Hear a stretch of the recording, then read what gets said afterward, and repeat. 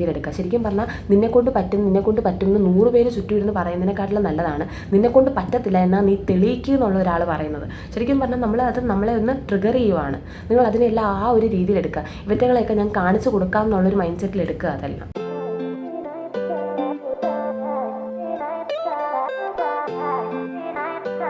Hello guys, അപ്പോൾ എല്ലാവരും എന്ത് പറയുന്നു? സുഖമായിട്ടിരിക്കുന്നു? ഞാനിവിടെ സുഖമായിട്ടിരിക്കുകയാണ്.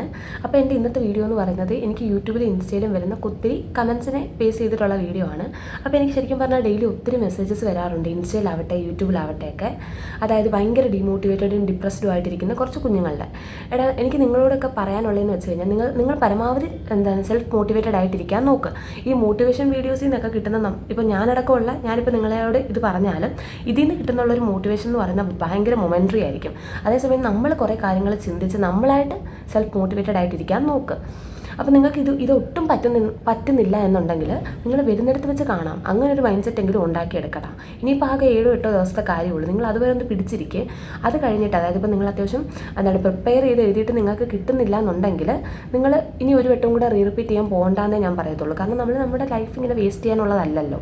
അതേസമയം നിങ്ങൾ അത്യാവശ്യം പഠിക്കാത്തത് കൊണ്ടാണ് എനിക്ക് കിട്ടാത്തതെന്നുണ്ടെങ്കിൽ നിങ്ങൾക്ക് ശരിക്കും ഭാവിയിൽ ഒരു റിഗ്രറ്റ് വരാൻ ചാൻസ് ഉണ്ട്. അപ്പോൾ നിങ്ങൾ പരമാവധി പഠിച്ചിട്ട് ഒന്നും കൂടെ എഴുതി നോക്ക്.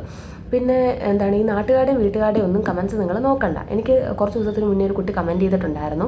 അതായത് അതിന് ഇപ്രാവശ്യം കിട്ടുമെന്ന് വലിയ ഉറപ്പില്ല, അന്നേരം റിപ്പീറ്റ് ചെയ്യാനാണ് പ്ലാന്. ഇപ്പം തന്നെ പറയുന്നതെന്ന് വെച്ച് കഴിഞ്ഞാൽ നീ നീറ്റ് എന്നുള്ള പേരിൽ വീട്ടിലിരുന്ന് പന്നിക്കുട്ടിയെ പോലായി, നിൻ്റെ കൂടെ പഠിച്ചവരെല്ലാം ഡിഗ്രി ലാസ്റ്റ് ഇയർ ആയി, എന്നിട്ട് നീ ഇവിടെ ഇങ്ങനെ ഇരിക്കുമോ +2 ക്വാളിഫിക്കേഷനൊക്കെ വെച്ചിട്ട് എന്നൊക്കെ. അതൊന്നും നിങ്ങൾ മൈൻഡ് ചെയ്യാൻ പോകണ്ട. ഈ പറഞ്ഞ ആളുകൾ തന്നെ എനിക്ക് ആളുകളെന്ന് പറയുന്നതിനെക്കാട്ടി കൂടുതൽ വേറെ എന്തൊക്കെയോ പറയാനാണ് തോന്നുന്നത്. ഈ പറഞ്ഞ ആളുകൾ തന്നെ മാറ്റി പറയും. കുറച്ച് ദിവസം നിങ്ങളൊന്ന് നോക്കി നോക്ക്. നിങ്ങൾ നന്നായിട്ട് പ്രിപ്പയർ ചെയ്ത് നീറ്റൊക്കെ എഴുതി ഒരു MBBS ജോയിൻ ചെയ്ത് നോക്കി. ഈ പറയുന്ന ആളുകൾ വരെ വാലായിട്ട് നിങ്ങളുടെ പുറകെ വരും.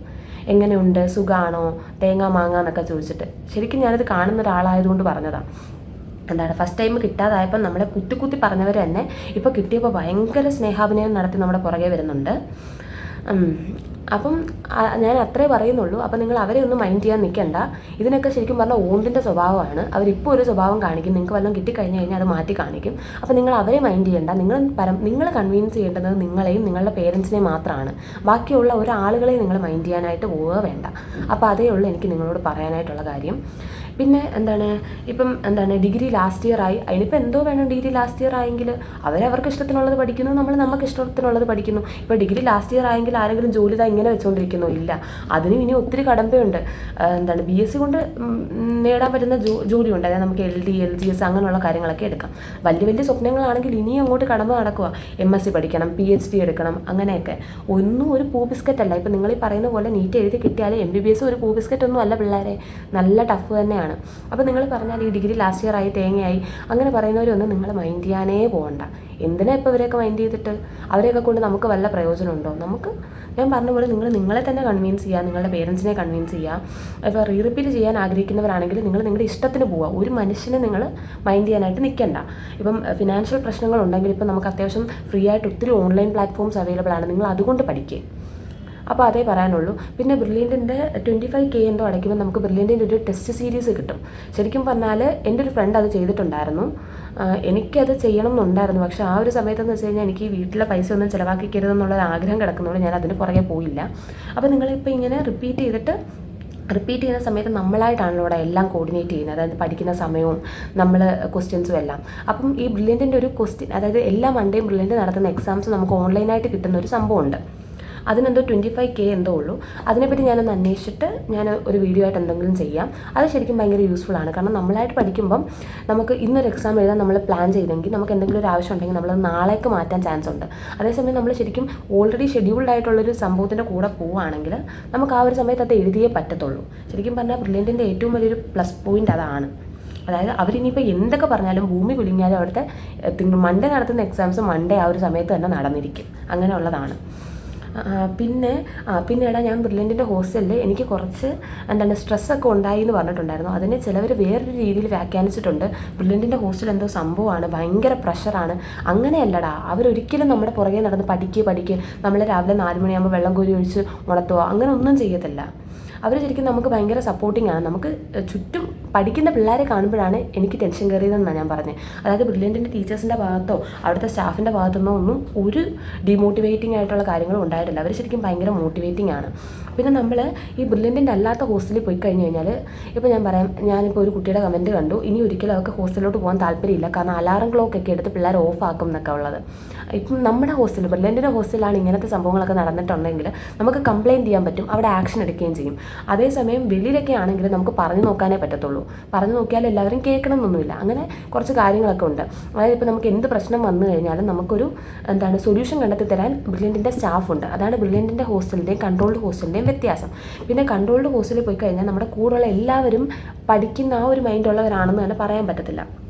കാരണം എന്ന് വെച്ച് കഴിഞ്ഞാൽ ബ്രില്യൻറ്റിൻ്റെ ഹോസ്റ്റലാകുമ്പോൾ അത്യാവശ്യം നല്ല മാർക്ക് മേടിച്ചിട്ട് വന്ന പിള്ളേരായിരിക്കും. അവർക്ക് എല്ലാവർക്കും ഒരു ഒറ്റ മൈൻഡായിരിക്കും നീറ്റ് എന്ന് പറയുന്ന കാര്യം. മറ്റേ ഹോസ്റ്റലെന്ന് പറയുമ്പോൾ വീട്ടിലെ പ്രഷർ കൊണ്ട് അത്യാവശ്യം ഈ തട്ടി മുട്ടിയൊക്കെ 90% മേടിച്ചിട്ട് വരുന്ന പിള്ളേരും ഉണ്ട്. അപ്പോൾ അവർ ഫോണിൽ കളിക്കും. അവിടെ എന്ന് വെച്ച് കഴിഞ്ഞാൽ വലിയ റെസ്ട്രിക്ഷൻസ് ഇല്ലല്ലോടാ, ഫോൺ എടുക്കരുത് അങ്ങനത്തെ കാര്യങ്ങളൊന്നും ഇല്ലല്ലോ. അതായത് അവർ ഫോണിൽ കളിക്കും, ഉറക്കെ പാട്ട് വെക്കും, പലരെയും വീഡിയോ കോൾ ചെയ്യും. അപ്പം നമുക്ക് അതിൻ്റേതായ ഡിസ്റ്റർബൻസ് ഉണ്ട്. അപ്പോൾ ശരിക്കും പറഞ്ഞാൽ അഡ്മിഷൻ എടുക്കാൻ നല്ലത് ബ്രില്യൻറ്റിൻ്റെ ഹോസ്റ്റൽ തന്നെയാണ്.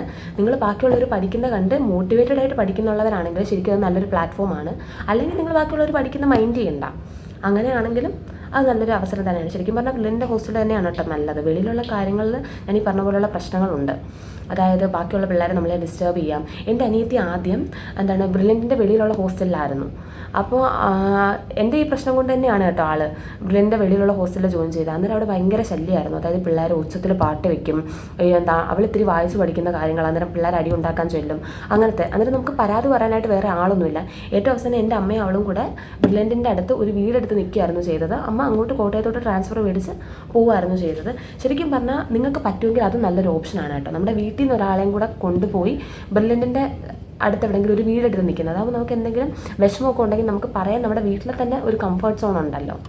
അപ്പം ഇതൊക്കെ നിങ്ങളുടെ പ്രയോറിറ്റിയാണ്. നിങ്ങൾ അതൊക്കെ ചിന്തിച്ച് ചെയ്യുക. അപ്പം ഞാൻ പറഞ്ഞതെന്ന് വെച്ചാൽ ഈ നാട്ടുകാരും വീട്ടുകാരും ഒന്നും നിങ്ങളെ മൈൻഡാക്കാൻ നിൽക്കണ്ട. അവരെ കൊണ്ടൊന്നും നമുക്കൊരു പ്രയോജനം ഇല്ലടാ. നിങ്ങളിപ്പം നിങ്ങളുടെ കാര്യം മാത്രം നോക്കുക, നിങ്ങൾക്ക് കിട്ടുന്നുണ്ടോ നോക്കുക.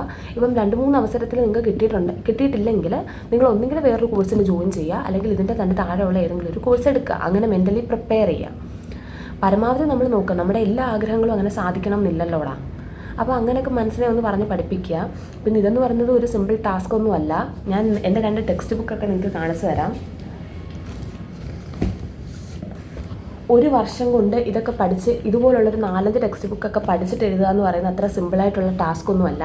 ഇപ്പോൾ ഇവിടെയാണെങ്കിലും എവിടെയാണെങ്കിലും ഈ പഠിക്കുന്ന പിള്ളേരൊക്കെ തന്നെ അല്ലേ അവിടെ വരുന്നത്. നമ്മുടെ കഴിവ് നീറ്റ് എന്ന് പറയുന്ന ഒരു വലിയ പ്ലാറ്റ്ഫോമിലൂടെ തെളിയിച്ചിട്ട് നമ്മൾ വരുന്ന ആളുകളാണ്.